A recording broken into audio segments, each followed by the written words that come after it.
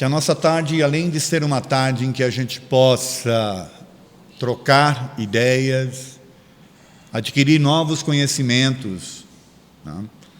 Também seja uma tarde de troca de energias, essas energias que vão nos restabelecer, reconfigurar, né?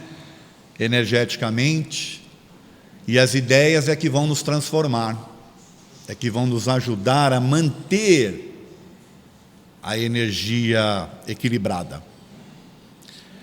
O tema de bem com você mesmo não é uma palestra nova, eu só repaginei ela um pouquinho, e na época que eu a fiz porque eu percebia que tinha muita gente sofrendo, né, as consequências de não se aceitar, de não se entender, de passar aí por algumas ideias erradas sobre conceitos de pecados, de culpas e por aí afora. Porém, por que eu a repaginei? Porque, na verdade, eu tenho reparado que, ultimamente, parece que aumentou o número de pessoas com dificuldades e com problemas. O número de pessoas com depressão, de pessoas se sentindo, desesperançadas, tem aumentado muito. Só para vocês terem uma ideia, nos últimos 15 dias eu tive notícias de 3 pessoas conhecidas minhas. Nos últimos 15 dias. Antigamente você não ouvia falar essas coisas. Da pessoa ficar trancada num quarto escuro e sem querer conversar com ninguém durante semanas. O que é que está levando as pessoas a entrarem nesse tipo de sentimento, ou de falta de sentimento de valor na vida, para entrar num processo depressivo desse? Nos últimos 15 dias são 3 pessoas. Tá? E 3 pessoas de características diferentes. Uma delas é um empresário bem-sucedido, que não está tendo problema na empresa, então já é de se estranhar. O outro é uma amiga, que de repente o marido até pediu ajuda aí para ver se a gente consegue, fazer com que ela se anime. E o outro é um vendedor de queijo, que costuma comprar queijo. Sabe essas pessoas que param o carro na rua e vendem? Ele vai buscar em mim. Então eu tenho o hábito de comprar queijo dele. Fazia 15 dias que ele não aparecia. E aí um dos amigos falou que, na verdade, ele estava trancado no quarto há 15 dias. A esposa preocupada. Então, o que leva as pessoas a terem esse tipo de sentimento? Talvez a falta de não se sentir bem consigo mesmo. E o que leva uma pessoa a não se sentir bem consigo mesma? De não acreditar em si, não acreditar na providência divina, nas coisas. Para mim, e aí é minha concepção, é a falta de entendimento de determinadas coisas.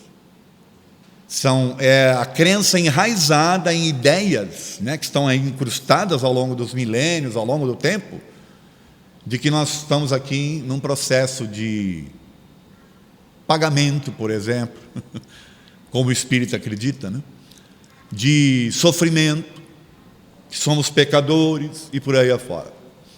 Processos de culpas, processos de se sentir, na verdade, não valorizado perante a sociedade, as coisas que a sociedade nos expõe, por aí afora.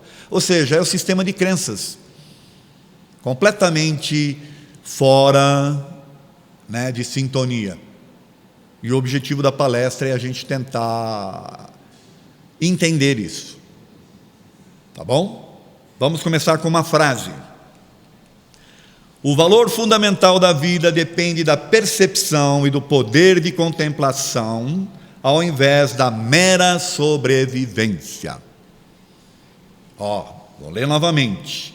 O valor fundamental da vida depende da percepção e do poder de contemplação, ao invés da mera sobrevivência. É preciso, então, que a gente, para entender a vida, não fique só querendo sobreviver. É preciso observar as coisas à sua volta, contemplar o que acontece. Tem pessoas que não veem mais, por exemplo, não prestam mais atenção na natureza. Às vezes tem uma lua maravilhosa no céu, não está nem aí, não dá atenção. E aquela lua linda, né, chamando atenção para as coisas, mas ela está tão envolvida ali no seu dia a dia, nas coisas e tal, que sobrevivendo, e não, de fato, vivendo. Mas vocês querem ver o interessante? Vocês vão achar que essa frase é de algum psicólogo novo aí, famoso? O que vocês acham? Desses coaches? Ó de quem é essa frase? Aristóteles, ou seja, lá atrás, ele já tinha observado isso. Quer dizer, então, que lá atrás já tinham pessoas que meramente sobreviviam e não davam devido valor à vida. E a questão é, por que não valorizar a vida? Por que a gente tem essa dificuldade em se entender, né, como alguém especial, por exemplo? Por mais dificuldades que a gente tenha, por mais falta de ou insatisfação com o que você é de fato, o que você queria, né? A gente nunca está satisfeito, né? Se é loiro, queria ser moreno, se tem olhos verdes, queria ter olho claro, olho, sei lá, castanho, por aí afora.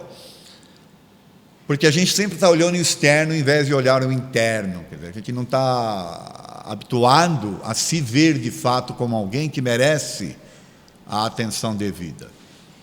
E a gente sempre busca, né, no externo. Só que a vida é uma bênção. O fato de estarmos encarnados ou reencarnados é uma oportunidade que nós temos. Mas tem gente que não acredita. Tem gente que acha que não pediu para nascer, né? Vocês já devem ter ouvido pessoas falando isso. Não era para mim ter nascido nesse lar, com essas pessoas e por aí afora. Deus errou comigo e aí vai. Está faltando, na verdade, uma compreensão melhor do que é a vida para aprender a valorizar a vida. O Evangelho segundo o Espiritismo tem uma... Eu vou mostrar aqui para vocês. Tem um capítulo inteiro chamado Sede Perfeitos. Tá? E lá no Evangelho, neste capítulo, é baseado naquela frase de Jesus: sede vós perfeitos como vosso Pai Celestial é perfeito. E o sentido que a gente tem ali, quem olha o título, vai imaginar que sejam umas cobranças, né? Para que você seja perfeito. Quando, na verdade, são algumas orientações que os Espíritos estão dando do que seria, no caso aí, atingir a perfeição. Dentre estas orientações, eu trouxe uma aqui, isso é o capítulo 17º, tá? Do Evangelho segundo o Espiritismo. Tem o item 7, chamado O Dever, e quem escreve é um espírito chamado Lázaro. Aí vocês vão falar assim: nossa, qual é o dever, né? Eu, como um ser encarnado, que dever eu tenho para comigo, de repente, ou para com a sociedade, ou para com Deus? Qual será? Ele descreve as coisas de uma forma muito interessante, e eu tirei um trechinho só para vocês verem a ideia principal. Ele fala assim, o dever é a obrigação moral diante de si mesmo primeiro, e dos outros em seguida. Opa! Qual é o meu dever na Terra? Resumidamente, obrigação moral primeiro com você e depois com os outros. O que é obrigação com você? A moral, principalmente. É você se destratar? É você não estar bem com você mesmo? É você achar que está enganado por aqui? Que Deus não te deu oportunidade? Ou seja, é você ficar se desdizendo ou se maldizendo, ou não se achando alguém que de fato mereça ser feliz? Não. Primeiro é a obrigação moral consigo, ou seja, você tem que estar de bem com você, para que você possa então estar de bem com os outros. Está lá no capítulo, nesse item 7. E na sequência, tem lá outros itens, mas tem esse item 10, o homem no mundo. E eu acho muito interessante, porque o Espírito nem ensina, ele não dá o nome dele, ele diz é um Espírito protetor, ponto. Mas você olha o conteúdo da mensagem, você olha assim, o que ele quer dizer, você fala, meu Deus, esse Espírito deve ser iluminadíssimo, porque ele fala o seguinte: o homem no mundo aqui é o ser humano no mundo, tá bom? A vivência do ser humano no mundo. E mais ou menos, e eu convido vocês que leiam, tá? Porque eu vou falar só umas ideias aqui. Mais ou menos ele diz assim, que nós devemos viver no mundo de acordo com as condições do mundo. Que a perfeição em si, de você buscar essa sua evolução espiritual, não te isenta de vivenciar as coisas. Pelo contrário. Porque se você se isolar do mundo, se você se fechar para as coisas, achando que com isso vai conquistar um espaço melhor, você está perdendo oportunidades de aprendizados novos. Você está agindo no mundo como se fosse um egoísta. E não está interagindo, não está aprendendo. Então ele ainda fala mais: não pensem vocês que para viver sob constante olhar dos espíritos superiores, que vocês precisam se vestir de cinzas, se apagar, se isolar. Não, mais uma vez, não. É preciso viver do mundo de acordo com as condições do mundo. Basta que na sua vivência, as suas atitudes sejam as melhores. As suas atitudes sejam buscando sempre o bem, ou as boas coisas. Porque é a forma que você tem de atrair os espíritos superiores, né? E consequentemente atrair Deus para junto de você. Então você não precisa se isolar, você não precisa se desfazer das coisas do mundo, basta você dar o devido valor a elas, que não sejam elas que vão determinar a sua forma de viver, mas você que determine a forma de utilizá-las. Não sei se ficou claro isso. Tem uma letra de uma música que eu gosto muito, é que eu não lembro agora o nome da música, se eu não me engano é do Barão Vermelho, e ele está falando sobre o dinheiro, né, na música. Então ele fala assim que é importante ter dinheiro, né? Mas que você deve falar para ele: você é meu, você é meu, você é meu. Por quê? Para ficar claro quem é dono de quem. Percebe? Você é meu, viu, dinheiro? Fica claro que eu sou o seu dono, não você é o meu dono. Porque quando, né, o dinheiro, ou as condições materiais, ou a sua vivência no mundo se tornam o seu dono, aí você consequentemente vai ser infeliz, porque você vai se corromper para ter as coisas, você não vai fazer as boas atitudes que os Espíritos estão dizendo nessa mensagem aí. Esse é o X da questão, saber o equilíbrio entre as coisas, entre o ter e o ser. Você pode ter, mas é importante que você trabalhe para ser, em detrimento do ter. Porque você, como ser, é que vai deixar este mundo um dia. E como já dizia lá aquela frase famosa, o caixão não tem gaveta. Não vai levar as coisas materiais daqui. Você vai levar as suas emoções. E como é que você está se tratando em termos de emoções? Tá certo? Bom, essas duas mensagens, dentre outras, nos advertem, né, da importância em assumirmos a responsabilidade por nós mesmos. Afinal, por que é que reencarnamos? Se você não acredita na reencarnação, não tem problema, se faça a seguinte pergunta: por que é que eu estou vivendo? Por que é que Deus me deu essa oportunidade? O que é que Ele viu em mim para me deixar vir aqui neste mundo? Não foi para você ficar se desdizendo e nem se sentindo mal consigo. Isso eu posso te garantir. Ele apostou em você. Mas, como nós somos espíritas e acreditamos na reencarnação, por que é que nós reencarnamos? Para sofrer? Para pagar dívida? Essa é a crença que se tem. Aliás, sobre isso que nós vamos falar aqui um pouquinho. O conceito errado da reencarnação. Nós, por não estudarmos adequadamente, por não ler os livros da forma como deveria, eu estou falando dos livros do Kardec, tá bom? Que é uma doutrina libertadora. Às vezes a gente deixa o Kardec de lado e se coloca para ler os romances, para ler livros adjacentes, que vem falando de culpas, de pecados, de castigos, ou seja, vai sempre mostrando histórias negativas, de resgates e por aí afora. Então a gente acredita que esta é a vida de fato, quando na verdade não é a história de um determinado espírito, ela não precisa ser a sua. Porque se você se basear na tua história com base nos que estão contando aí, os espíritos, aí... Só que o Kardec apresenta de forma diferente.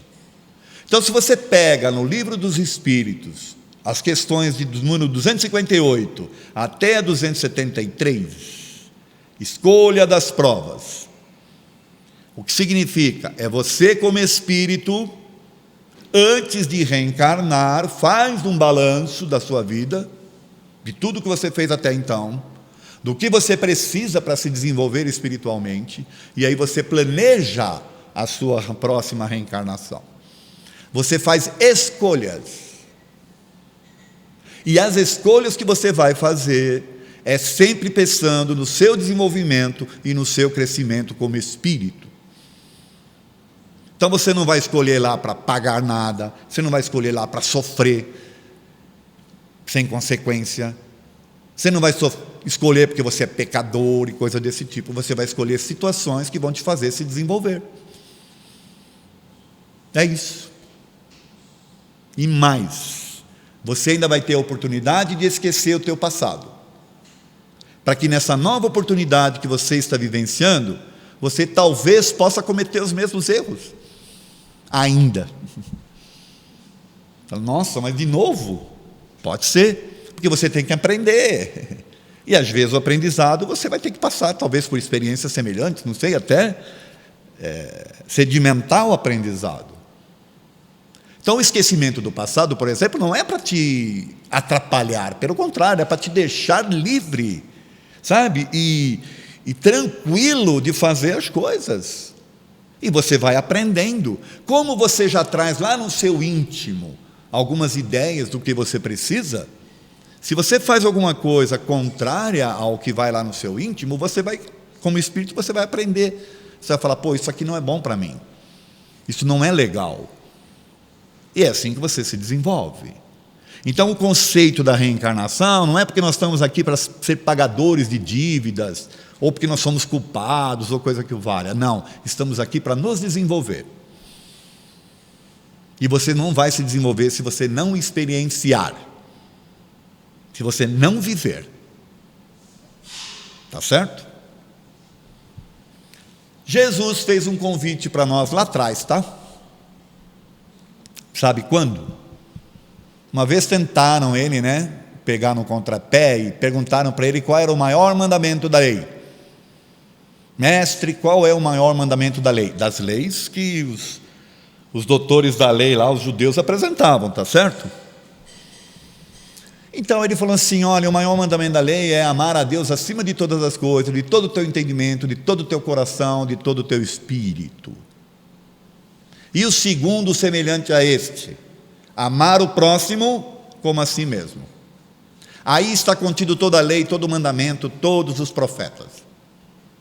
Ou seja, amar a Deus acima de todas as coisas e amar o próximo como a si mesmo. Gente, quando ele falou isso, o pessoal deve ter ficado tudo com comichão, entendeu? Eles devem ter ficado incomodados. Por quê? Porque este era um pensamento revolucionário para a época. A ideia era revolucionária. Sabe por quê? Porque Deus não era para ser amado na época, era para ser temido.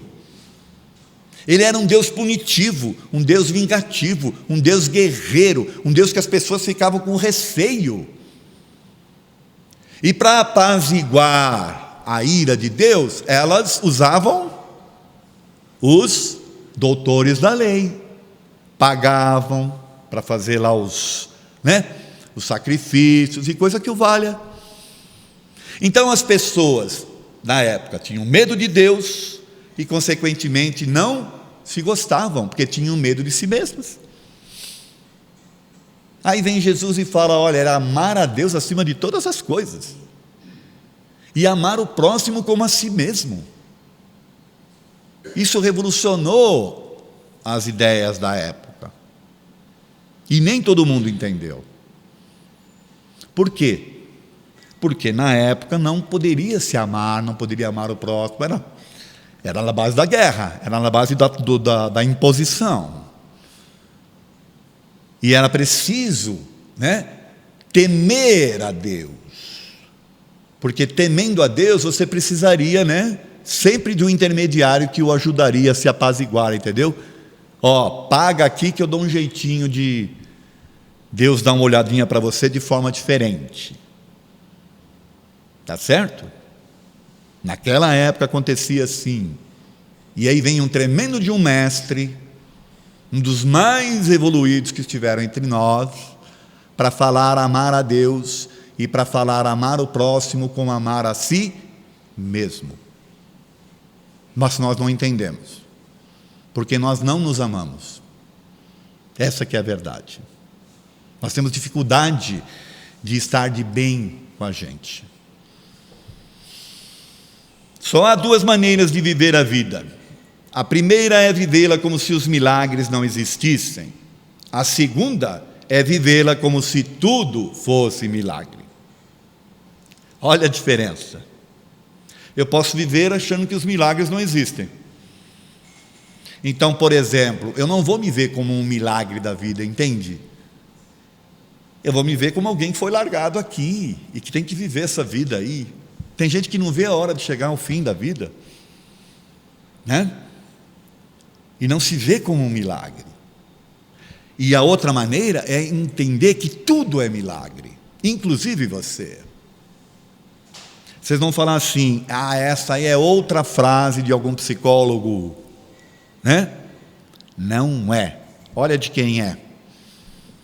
Do Einstein, de um cientista que teoricamente poderia não entender a Deus, mas de tanto ele observar as coisas, tanto fazer os seus cálculos matemáticos, ele chegou à conclusão que é isso. Você tem duas maneiras de ver as coisas: ou achar que nada é milagre, ou achar que tudo é milagre. E aí? Então essa frase do Einstein vai nos levar a falar de uma coisa muito importante para a gente reprogramar a nossa mente em relação ao que nós estamos fazendo aqui, que é o seguinte: Deus é amor. Por que isso é importante? Vamos ver. Jesus não falou lá atrás, até contradizendo lá as pessoas que apresentavam um Deus punitivo? Por que Deus é amor e por que isso é importante a gente entender? Deus não é vingativo, Ele também não é parcial. Ponto. Ele é Deus, Ele é Criador. Ele não vai criar alguns privilegiados e outros não. Ele não tem parcialidade, entende? Ele não é um Deus de sentimento humano, que tem predileções. Não. Então Ele não é vingativo e nem é parcial. Deus não castiga e não condena ninguém.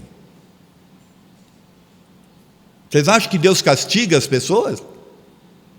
E Ele condena premeditadamente as pessoas? O que vocês acham? Uma vez, acho que foi a semana retrasada, no programa da rádio, que a gente faz às quintas-feiras, uma pessoa mandou uma mensagem perguntando o seguinte, que ela tinha sofrido uma situação com um filho dela de 5 anos, que tinha desencarnado há um tempo atrás. E ela queria saber se aquilo era um castigo de Deus. Então olhem a situação. Uma mãe e que perde seu filho de 5 anos. É uma situação triste, vocês concordam? Mas acontece só com essa mãe? Não, acontece... Bom, é castigo de Deus? Castigar a criança? Castigar a mãe? Mas qual é o conceito que se tem aí fora? Aqui talvez a gente possa ter um conceito diferente, mas o conceito que está aí fora, presente naquela ideia do Deus punitivo, que vinha lá de trás, é um castigo. Aliás, até no meio espírita se acredita nisso. Isso aí deve ter um karma seu, minha filha. Um karma da criança. Você deve ter assassinado esse espírito lá no passado, e aí ele veio assim que é para te castigar. Olha as ideias, ainda baseadas na crença de um Deus punitivo. Sabe qual é a ideia que a doutrina espírita verdadeiramente estudada deveria trazer para a gente? Aquilo que eu falei para ela, que ela não tinha que se enxergar como alguém que estava sendo castigada, ela tinha que se enxergar como alguém cujo espírito tinha o preparo adequado para sofrer uma situação dessa. Porque não é qualquer um. Entendem? Olha a diferença. O espírito precisava passar talvez por essa situação. As razões podem ser as mais diferentes. E a mãe, ou os pais, eram pais preparados para uma situação dessa. Porque não é qualquer espírito que encarna ou reencarna com uma prova dessa. Partindo do princípio que você escolheu antes. Então não tem castigo e não tem condenação. Existem situações de aprendizados. O temor nos afasta e nos deixa apreensivos, enquanto o amor nos aproxima e acalma. É simples. Se eu o temo, eu me afasto dele, porque eu tenho medo. Se eu o amo, eu me aproximo dele. Eu quero perto de mim. Olha a diferença. Você gosta de estar perto de quem você teme? Basta ver nas criações. Tem famílias aí que relatam que tem filhos que têm medo do pai, por exemplo. Tá, um nível de... E já tem uma aproximação muito maior com a mãe, porque a mãe o trata com carinho, enquanto que o pai é duro. Com Deus é a mesma coisa. Se eu o temo, eu me afasto dele. Se eu o amo, eu o deixo que ele se aproxime de mim. Eu vivo com ele. Isso faz uma diferença que vocês não têm ideia. Amar a Deus, porém, não é um processo de adoração contemplativa e impensada. O que eu estou querendo dizer com isso? Você não vai amar a Deus indo lá no templo, ouvindo aqui no Manuel Bento, por exemplo, para orar. Você vai amar a Deus nas suas atitudes, nas menores delas. Lembra que o Espírito falou lá o Espírito Protetor falou? Que as suas atitudes no mundo é que vão determinar o nível de consciência e de amor que você tem por Deus. Então, nas suas menores atitudes que você vai demonstrar isso. Tá certo? Porque não adianta nada você vir no templo orar e depois fazer as mesmas barbaridades do dia a dia. Não devemos ter vergonha de Deus, porque não somos de fato culpados de nada. Eu não tenho que ter vergonha dele. Ele apostou em mim, ele me deu a oportunidade de viver. Então não tenho que ter vergonha. Ele acreditou. Não há condenação premeditada. Deus te deu a capacidade de pensar e decidir por si. Isso é uma outra coisa que a gente tem que pensar. Ora, Ele não nos fez do jeito que nós somos. não deu a capacidade da gente pensar, tomar decisões e com base nessa decisão a gente agir. Então vamos lá, eu penso, tomei uma decisão, agi e deu errado. Ele vai me castigar por causa disso? Então ele errou. Não foi nós que erramos, é ele que errou com a gente. Porque ele deu essa oportunidade da gente fazer isso? Não, ele te deu a capacidade justamente para que você, através das suas experiências, e não se escondendo, não se isolando, você interagindo no mundo, você vai aprendendo o que é bom e o que não é. E aí você vai se desenvolvendo. Ele não vai te castigar porque você escolheu alguma coisa que deu errado. Porque isso aí, na verdade, é uma oportunidade de aprendizado. Tá certo? Ou então, Deus tem sentimentos humanos, né? Que nem os pais, por exemplo. Chega para o filho e fala: filho, está na hora de você escolher para que time você vai torcer. Tem aqui o Santos, o Palmeiras, o São Paulo, o Corinthians. Tinha Portuguesa, mas essa aí já não compensa. Qual que você escolhe? Eu quero ser São Paulino, papai. Castigo, porque era para você ter escolhido o Corinthians. Ora, uma incoerência, vocês concordam? Estão querendo trazer para Deus sentimentos humanos, quando na verdade Ele é divindade. Ele não tem sentimentos humanos. A quem o processo de culpa interessava na época e a quem interessa atualmente? A quem manter as pessoas se sentindo culpadas e temerosas interessava na época? Quem que vocês acham? Aos que, né? A quem interessa atualmente? Os mesmos, só que agora mais modernos, certo? Quanto mais você deixar as pessoas dependentes, mais poder sobre elas você tem. O problema é que na antiguidade era um pouco mais barato, entendeu? Porque você gastava numa pombinha, o mais caro ali era um carneirinho. Hoje, os caras estão exigindo iate, porque Deus virou né? Sabe? Hoje em dia a coisa não está fácil não, você tem que entregar casa, carro e por aí afora. Olha os processos de falta de entendimento de si mesmo, como levam as pessoas a ainda buscarem essa ascensão à divindade comprando as coisas, quando na verdade são atitudes. Se Deus acreditou em você, por que você mesmo não acredita? Isso é uma coisa para se pensar. Ele não acreditou em você? Por que você não acredita? Talvez porque você não acredite nele. Talvez ele esteja tão distante de você que você não acredite. Traga-o para perto de você. Ele te ama, ele sabe, ele te deu oportunidade, ele acreditou. Você não reencarnou por acaso. Reencarnou no lugar certo, na hora certa, na condição certa, de acordo com as suas escolhas.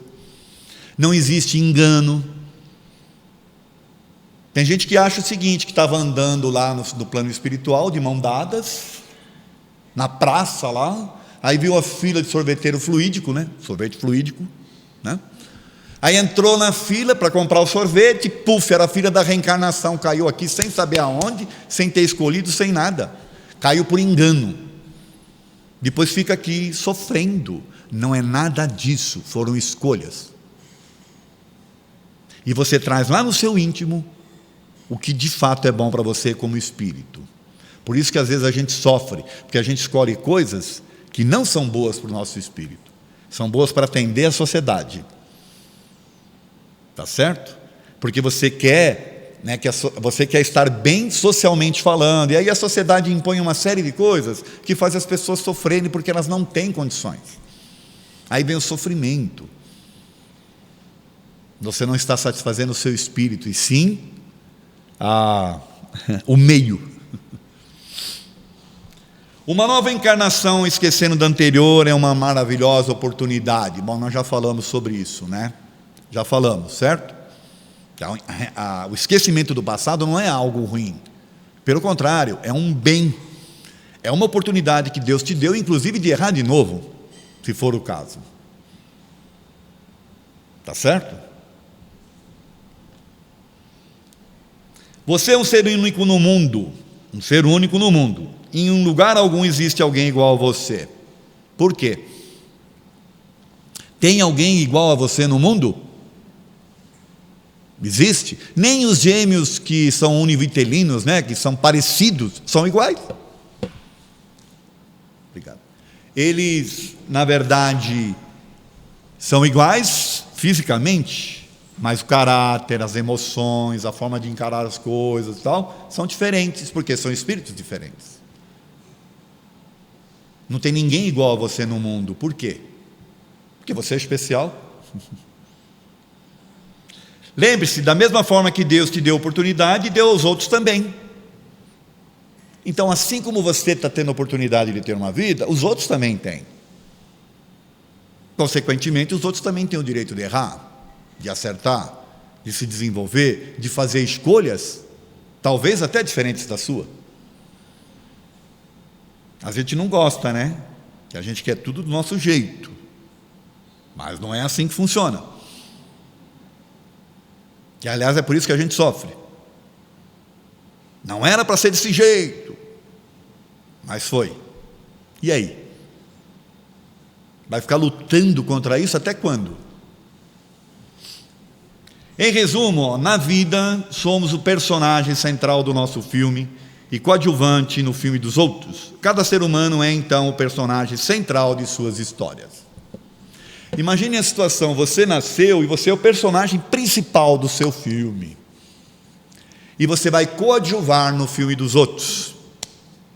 Cada um tem a sua história, sabe? O seu filme. E merece o Oscar de melhor ator. E você vai coadjuvar na vida dos outros. O problema é quando você quer ser o personagem principal no filme dos outros. Aí, né? Complica. Se a gente imaginar a vida como sendo isso, porque na verdade é isso, você ao desencarnar, você vai olhar para trás e você vai ver o seu filme, entende? Você vai ver a sua vida. E você vai ver os momentos em que você interagiu na vida dos outros, como coadjuvante, não como ator principal. Vamos pensar sobre isso, que eu acho que isso é de extrema importância. Como é que a gente quer o nosso filme? Com um final feliz? Ou a gente quer um drama? Do que você gosta? De aventura, de romance ou de drama? Drama. Hã? Ou filme de terror? Ai, meu Deus. Já pensou? A nossa vida é uma aventura maravilhosa. É que a gente não dá o devido valor. E tem gente fazendo drama. Olha essa frase: o amor próprio não é tão vil pecado quanto negligenciar a si mesmo. Interessante, né? É um contraponto à ideia que se faz de você, né, ter amor próprio. O pior não é ter amor próprio, é se negligenciar, é se entregar. Essa frase, é de William Shakespeare. E ela vai nos levar a falar sobre isso aqui, O amor a si mesmo é necessário. Olha essa figura. Não é linda essa menininha? Você já teve oportunidade de se abraçar alguma vez? De estar bem com você? Não, isso aí é coisa de coach, né? É coisa de gente que... Não. Se sentir mesmo. Nós somos criados de tal forma que parece que isso aqui é uma coisa imprópria. Ela não é adequada. Você não deveria agir assim. Você não deveria se sentir assim com você. Mas, na verdade, você precisa se amar. Você precisa se sentir bem, independentemente da estrutura que você tenha, física ou emocional e por aí afora. Então é um convite que eu faço, da próxima vez, se abrace. Quem sabe você não vai gostar de você. Não é uma afirmativa egoísta como pensa a maioria das pessoas. Isso aí é coisa de gente egoísta, de vaidade. Não é. Você precisa ter pelo menos um pouco de amor próprio, senão fica difícil. Você tem de gostar de si para se aceitar e também gostar e aceitar os outros. Lembra lá do espírito Lázaro? O dever qual é? A obrigação moral, primeiro consigo e depois com os outros. Então você precisa se aceitar e estar de bem consigo, para daí você dar a mesma oportunidade para os demais. Se você é azedo com você, consequentemente você vai ser azedo com os outros. É preciso estar de bem consigo mesmo para atrair boas coisas em sua vida. Ora, às vezes a pessoa não sabe porque as coisas dão errado. Ela não está bem, ela não se trata bem, e aí as coisas tendem a acontecer conforme o tratamento que ela dá para ela mesma. Nós não estamos falando que como espíritos nós somos energia. A nossa energia própria, ela é alimentada por quê? Pelas nossas emoções, pelos nossos pensamentos, pela forma como a gente se enxerga, como a gente se trata. Dependendo do tipo de energia que eu estou espargindo, eu vou atrair semelhanças. Aí tem gente que fala assim: puxa, mas eu só atraio tranqueira para a minha vida. Pois é. Como é que você está se tratando? Você se gosta? Você está bem consigo? Como é que está o teu campo energético? Como é que você se alimenta? Qual é a tua estrutura emocional de se sentir com você? É o que você vai atrair à sua volta, tanto no campo material quanto no espiritual. As relações se tornam mais fáceis sem cobranças, sofrimentos e dores. Você passa a viver uma vida de forma jovial, sabe, com uma energia boa. Você não vai ficar cobrando dores, sentimentos. Não, as coisas vão até acontecer. Vai ter problemas, sim. Mas a tua forma de encará-los vai ser diferente. As pessoas acham que o espírita não tem problema. Claro que tem. A diferença é a forma como enxerga. Aí você passa a ver os problemas não como problemas, mas como oportunidades. Quando você gosta mais dos outros do que de si mesmo, há um grande problema. Porque você se distrai, você dá mais atenção para os outros e esquece de si. Isso aí é um problema sério. Você não vai viver a vida, você está querendo viver o personagem principal do filme do outro. Quando você se gosta, fica em paz e assume a responsabilidade por si mesmo. Pronto. Eu me gosto, eu estou em paz comigo mesmo, não sou mais perfeito, também não sou o pior das pessoas, estou no processo de aprendizado, eu assumo a responsabilidade por mim mesmo. Deus acreditou em mim, eu também acredito. Lembre-se, teu compromisso é consigo mesmo e com sua evolução espiritual. Os pais acham que reencarnaram com a obrigação, ou com a missão de criar os filhos e a missão deles, é a evolução dos filhos, até um determinado ponto. Você vai educá-los para a vida e eles vão vivenciar a vida deles. O grande erro dos pais é quando os filhos se afastam. Porque os filhos casam, não casam, vão ter suas vidas. Pelo menos os filhos de antigamente, porque hoje em dia a coisa está feia, viu? É um tal de ficar em casa, trancado no quarto, síndrome de Peter Pan, parece que está tendo. Mas, digamos que eles casem e eles vão viver a vida deles. Aí você descobre que o que te distraía não está mais presente. E agora? Que é de mim, Como é que eu me sinto comigo mesmo? Eu gosto de mim, não gosto de mim? Puxa, eu nunca pensei em mim mesmo. não tem mais a distração, aí parece que a vida fica amarga, sem sentido. Gente, existe um período para você cuidar dos filhos, depois você tem que cuidar de si. Esta é a sua melhor reencarnação e você tem amplas condições de se sair bem. Por que esta é a sua melhor reencarnação? Porque é o que você está vivendo, uai. Você vai ficar vivendo no passado? Eu acho que a minha encarnação anterior foi melhor que essa, sabe? Não, é esta. Você escolheu as coisas. Eu acho que é a próxima, viu? Não, é esta. É essa que você está vivendo, entendeu? Quantas das suas atitudes diárias são pensadas e decididas ou são reativas? Isso é um outro convite que eu faço para vocês pensarem. Sabe, no final do dia, faz um balançozinho. Por que você está se sentindo mal com uma determinada ação tua? Você escolheu de fato fazer aquilo ou você reagiu a uma ação do outro?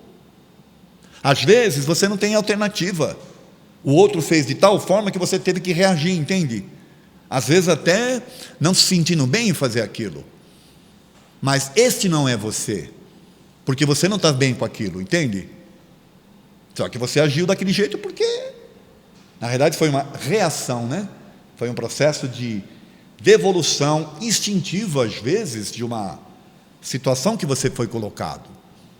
Então é preciso que você faça essa distinção para você, de fato, não ficar sofrendo por coisas que não são suas.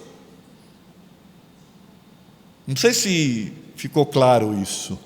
Você reagiu, não agiu. Porque se você tivesse condições de agir, talvez você não fizesse daquele jeito. Então não é para ficar sofrendo. Percebe? Assumir os deveres dos outros é então um grave erro. Os pais são os que mais sofrem. Já falamos sobre isso, né? Assumir a vida dos filhos, sofrimento, com certeza. Não devemos traçar caminhos para os outros, ou ainda reprimir as suas atitudes. Todos nós aqui somos espíritos que têm as suas condições, têm o seu desenvolvimento, viemos aqui para crescer. Nós, os nossos parentes, nossos cônjuges, nossos filhos, cada um de nós é um universo à parte, aprendizados diferentes, necessidades diferentes. Então, cada um vai encontrar o seu caminho. Amo-me a mim próprio demasiado para poder odiar seja o que for. Gostaram dessa frase? Amo-me a mim próprio demasiado para poder odiar seja o que for.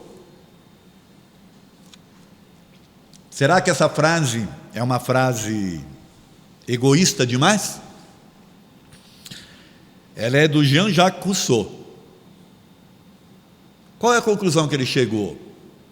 Ora, eu gosto de mim, né? Por que eu vou ficar odiando as coisas? Não tem sentido. Aliás, tem uma música, né, de quem era? Eu me amo, não posso mais viver sem mim. De quem é essa música? O Traje a Rigor. Vocês já prestaram atenção na letra dessa música? Esse é o refrão, mas preste atenção na letra da música, ela é muito interessante, porque ela faz você entrar nesse processo de se conhecer de fato, de se aceitar, de se entender, e passar a se gostar, e não poder mais viver sem você, entendeu? Olha que legal. Parece uma coisa assim, né, de culto à vaidade, mas na verdade não é, é de culto a uma realidade que nós temos que ter conosco. Tá bom? Com isso, eu quero falar sobre esse assunto aqui, cuidado com a idolatria, e a gente vai entrar para o final da palestra, tá bom? Cuidado com a idolatria. Quando eu falo idolatria, não é você estar e gostar de si, é idolatrar alguém, um artista, sei lá, uma pessoa, um parente, ou coisa que o valha, é o externo. Cuidado com isso. Evite as comparações à idolatria, pois isso te mantém fora da realidade. Quando você começa a se comparar e idolatrar alguém, ai, eu queria ser igual, ai, que eu queria ter o cabelo, ai, que eu queria ter o corpo, ai, que eu queria ter o dinheiro, bom, dinheiro tudo bem, ai, que eu queria ter... Você está sempre jogando para o externo e esquecendo do interno. Ah, eu posso ser assim, ah, eu posso, ah, eu vou lutar para isso, ah, eu vou, e não. Você está distraído no mundo, entende? Olhando a vida dos outros e esquecendo de si. Quem se compara acaba se sentindo elevado ou rebaixado. Isso aí é perigoso, porque você começa a comparar, ou você vai ver alguém que está superior a você e você se sente mal com aquilo, ou, ao contrário, você vai achar alguém que está inferior a você, e aí você vai entrar com orgulho. Cuidado, ambas são perigosas. Por quê? Porque ambas vão te levar para um rumo, para um caminho de insatisfação. A outra pode até te deixar satisfeito, mas ela vai te levar, que é o fora de você ver alguém inferior a você, né? Só que ela vai estar exaltando o orgulho, a vaidade, que são coisas que não são boas para o espírito. Você mesmo deve encontrar o melhor caminho para o seu crescimento espiritual. É você mesmo que tem que encontrar, e não os outros que vão dizer para você. Ah, mas eu vim ouvir essa palestra para ver se eu acho. Bom, então tudo bem. Só que eu estou falando para mim. Vocês acham que quando a gente faz uma palestra, a gente faz a palestra pensando nos outros? O que vocês acham? Elas começam com a gente. Não são os outros que determinarão o que é bom para você, nem espíritos, médiuns, dirigentes ou líderes religiosos ou palestrantes. Agora eu vou incluir o palestrante aqui. De novo, não são os outros que determinarão o que é bom para você, nem espíritos, médiuns, dirigentes ou líderes religiosos. Você pode encontrar com eles informações, caminhos, talvez novas ideias, mas quem vai assumir tem que ser você. Também não há como evitar quem você é de fato. Então, assuma-se. Tem como evitar quem você é de fato? Se assuma. Se você não está concordando com algumas coisas, mude, trabalhe para mudar isso. Depende dos outros? Só depende de você. Você com você significa ser verdadeiro e sincero sem esconder os sentimentos. Ponto. Você consegue esconder os sentimentos das pessoas, mas de você mesmo não. Trabalhe esses sentimentos. Jesus propõe o uso dessa sinceridade no episódio da mulher adúltera. Sabe aquele episódio da mulher adúltera? Acho que todos conhecem, que queriam apedrejar a mulher, que tinha pecado. Aí o que Jesus fala assim, olha, aquele dentre vós, os caras tudo com a pedra na mão, aquele dentre vós que não tiver nenhum pecado, atira a primeira pedra. O que ele está propondo aí? Que as pessoas olhem para dentro delas mesmas, que elas sejam sinceras com elas, e se elas teriam condições de condenar a mulher. Não condenaram. Então esta é a proposta, né, de você se conhecer de fato. Então, como fazer para ser sincero consigo mesmo, gente? Como é que a gente faz? Conhece-te a ti mesmo. Questão 919 do Livro dos Espíritos. Qual o meio mais eficaz que existe, né, de você atingir a perfeição ou de buscar e tal? Conhece-te a ti mesmo. Um sábio da antiguidade já vos disse. E aí o Kardec pergunta, mas como é que eu faço para conhecer a mim mesmo? Na questão seguinte, que é a 919A. Faça como eu fazia. Toda noite eu fazia um balanço das minhas atitudes. Por que eu agi daquele jeito? Se eu tivesse agido de forma diferente, se poderia ser diferente, e por aí afora. se as coisas que eu fiz não poderiam me envergonhar diante de Deus ou diante da espiritualidade superior. E assim você vai fazendo esse balanço diário, você vai aprendendo a se entender, a se conhecer. Mas é você com você. Concluindo, gente, com Jesus. Ame a Deus acima de todo o teu coração, de toda a tua alma e de todo o teu espírito, para trazê-lo sempre com você, mesmo nas suas menores ou íntimas atitudes. Antes te ensinar a temer e você deixava ele longe de você. Agora você aprendeu a amá-lo e ele está com você. Então você não precisa se envergonhar dele, porque ele está com você. Ame o próximo e não deixe de amar a si mesmo, pois somente assim você terá uma vida plena e se desenvolverá como espírito, absorvendo, na terra as experiências e os ensinamentos necessários. Não adianta você querer se isolar, você só vai aprender quando você interagir, errando e acertando, e reconhecendo os erros, porque é assim que você se transforma. Viva de bem com você mesmo, sem receio e vergonha de quem você realmente é. Vocês viram que eu coloquei quem e não o que. Porque se você perguntar o que eu sou, eu vou te dizer, eu sou um ser maravilhoso que Deus deu a oportunidade de viver. Quem eu sou? Eu já sou este que eu almejo? Talvez não, mas eu estou batalhando para chegar lá. Lembre-se, antes de reencarnar você acreditou no seu potencial, então viva e faça o seu melhor. Não duvide do valor da vida, da paz, do amor, do prazer de viver, enfim, de tudo que faz a vida florescer. Bonito, né? Não duvide do valor da vida, da paz, do amor, do prazer de viver, enfim, de tudo que faz a vida florescer. Essa é realmente de um psicólogo desses atuais, aí o Augusto Cury. E com ela a gente encerra, tá bom? Obrigado pela atenção. Não tenha medo de ser você mesmo e mais feliz. De bem com você mesmo. Muito obrigado.